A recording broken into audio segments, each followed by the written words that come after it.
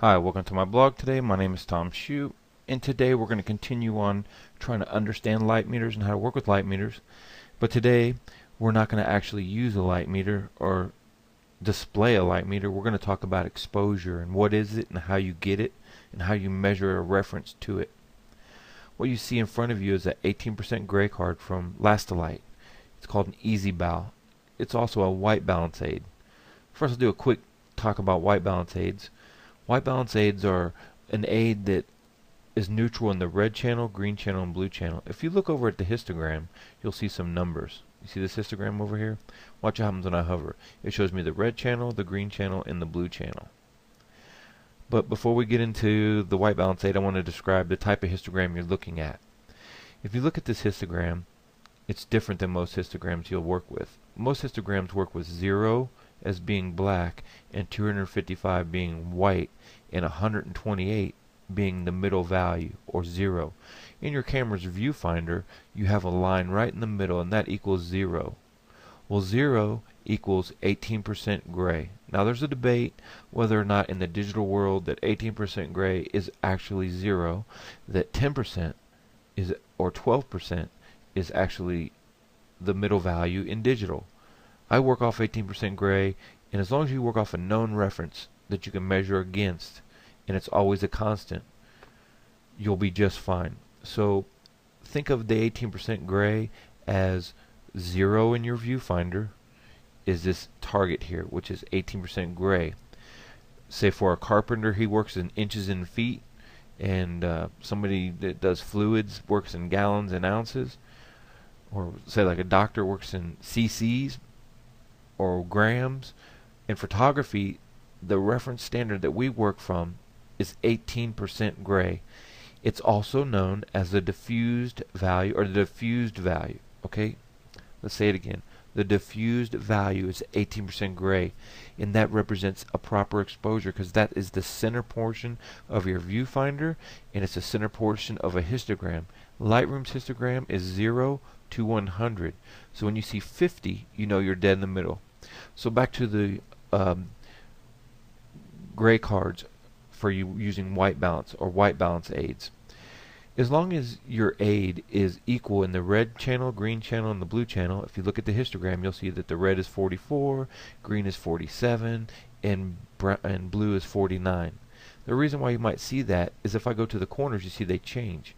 Whenever you underexpose something, colors start to saturate. And you can see this target was not evenly lit. It doesn't need to be evenly lit as long as the card is built neutral. That means that the target was manufactured with the red channel, green channel, and blue channel being equal.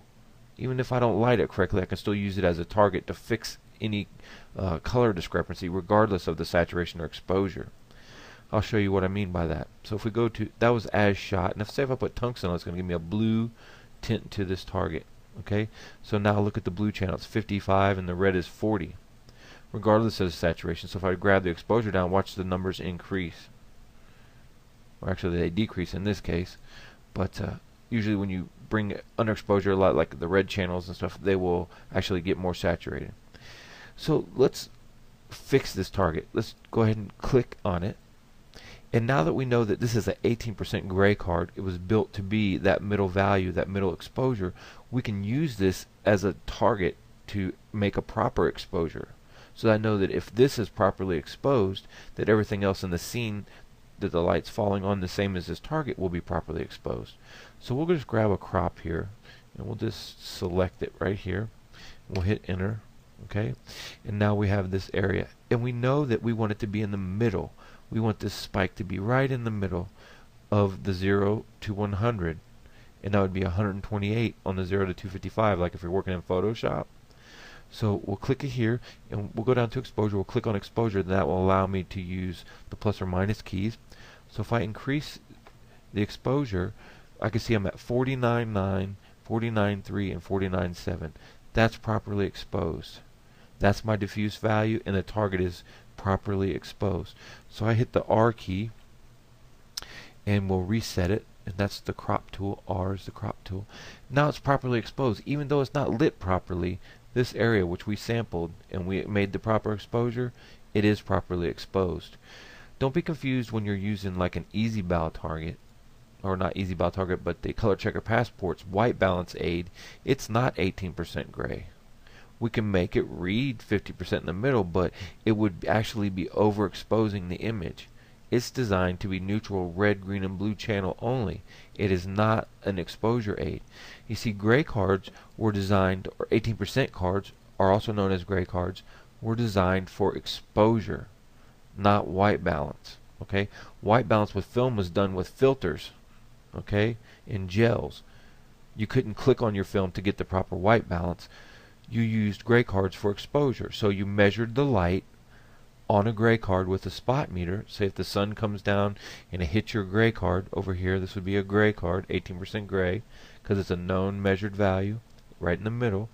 And when you measure it and you get the reading that is right in the middle of your exposure range, you could set your camera settings based on your meter's readings if you read the light falling on that target in any scene.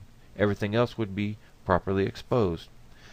So over here with this target, if we select and click it, we'll see that all the RG and B values do fall in line.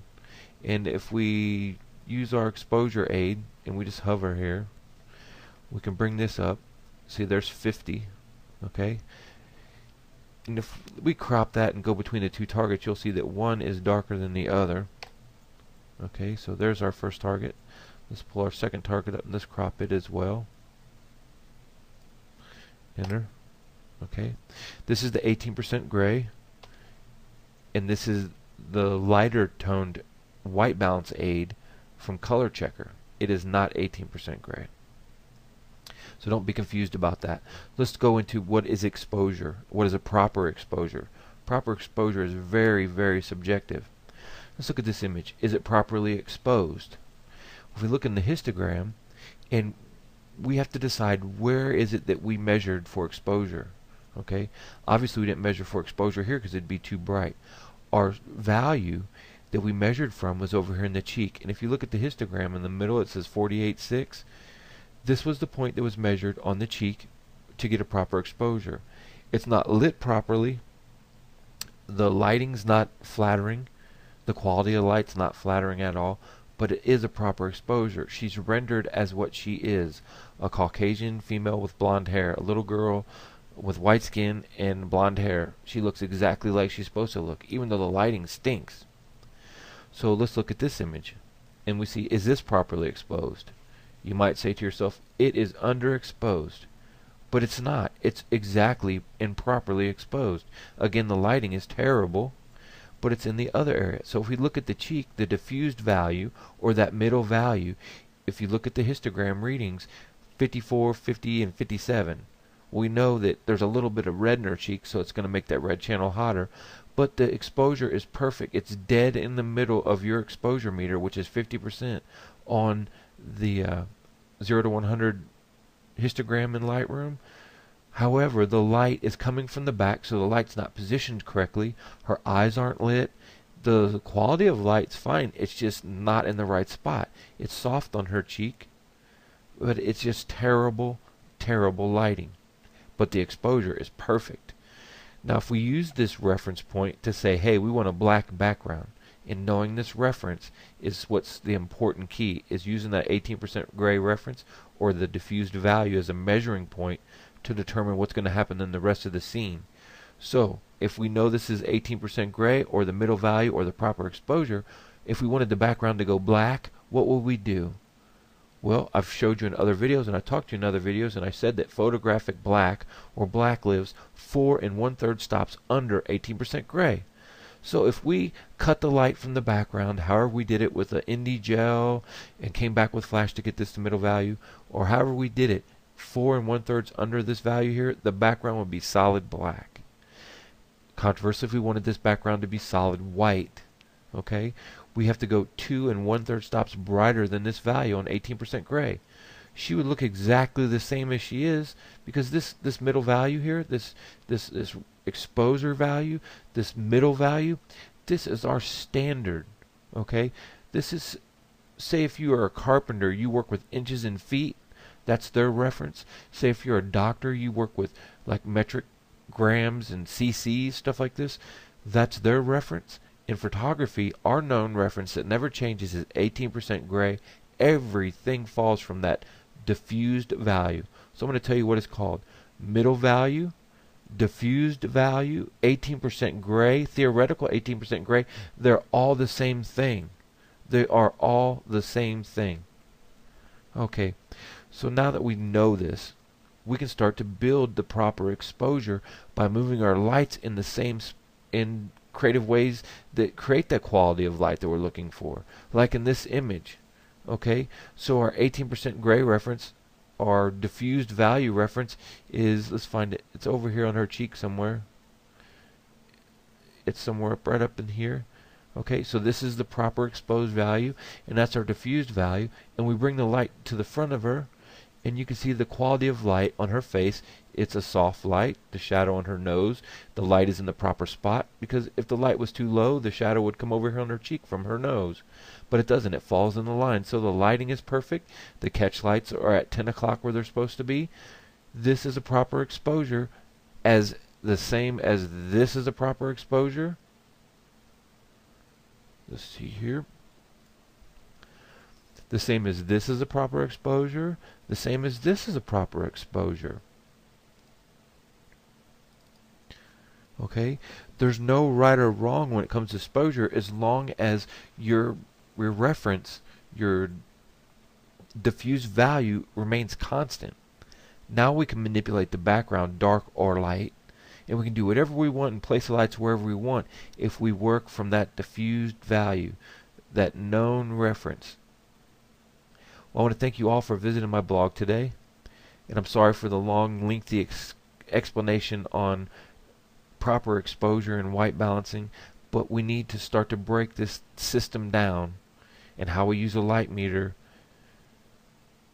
to get exposures that we can predict and that we can repeat and that we can measure and always have right. Okay, so I want to thank you all for visiting my blog today. My name's Tom Shue, and until next time, we'll see you soon.